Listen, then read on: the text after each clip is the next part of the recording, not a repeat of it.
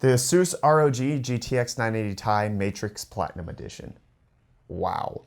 This card offers so much that I couldn't even properly test it. I mean, this is a card built for extreme overclockers with an LN2 BIOS, memory defroster, 14-phase power, and a safe BIOS button. This card is built for those who want to push it beyond the normal limits of just playing the latest titles. But how does it perform for those who will only use it for such things? Let's find out.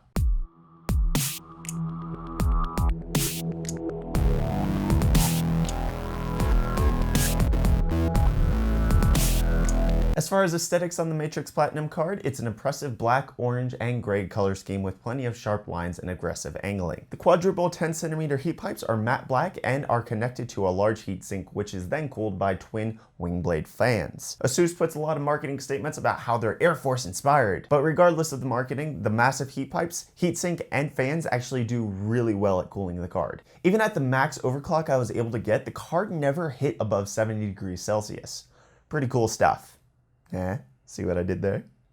Terrible puns aside, the card has a rather large reinforcement bracket to keep the card sturdy under its hefty weight. Also to help with support is the aluminum backplate. For power, there's the standard dual 8-pin PCIe power inputs with LEDs implemented just like on the 980 Ti Strix. However, to help with the overclocking focus on the card, there's also a third power input, a Molex input on the right side of the card. Also on the right, there's the aforementioned memory defroster switch to help with LN2 cooling, and a safe mode VBIOS switch to reset to stock in case anything goes wrong with extreme overclocking. Heading back to the top of the card, there's the dual SLI connectors, then the LN2 BIOS switch, and finally a color-coded load indicator to give an at-a-glance gauge of how much stress the GPU is under. Not entirely sure what good this does, but it's a nifty inclusion. And lastly, for I/O, there's triple DisplayPort 1.2 outputs, an HDMI 2.0 port, and a single DVI-I port. Moving on to tech specs, the 980 Ti Matrix Platinum comes with a 1216 MHz base clock and a 7.2 GHz memory clock on 6 GB of 384-bit GDDR4 VRAM. My GPU boost clock was a surprising 1418 MHz, over a 100 MHz surplus to what ASUS claims on its spec page. With regards to my modest ability to overclock, with a 50 mV increase in voltage, I pushed the card up to 1478 on the core and 7.8 GHz on the memory, which was stable in all of my benchmarking. Following are the results from said benchmarking.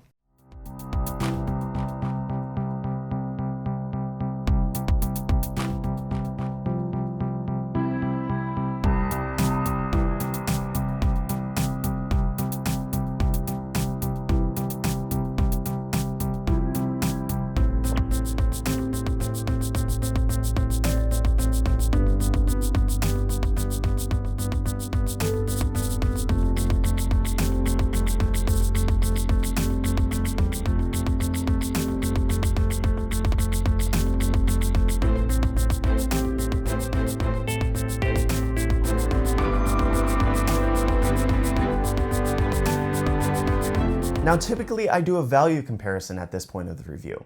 However, with the Matrix Platinum's current South African pricing of over 16,000 Rand, there's very little that this card does to indicate it's trying to compete on being the best priced 980 Ti. If you're looking for a 980 Ti that makes the most financial sense, then maybe consider something else. But also another reason why I can't go into a value proposition is that none of the other 980 Tis that I've tested have had the feature set that the Matrix Platinum does. And so for me to do values based on benchmarks that are based on my small ability to overclock wouldn't be fair to the Matrix Platinum or the other cards that I've tested.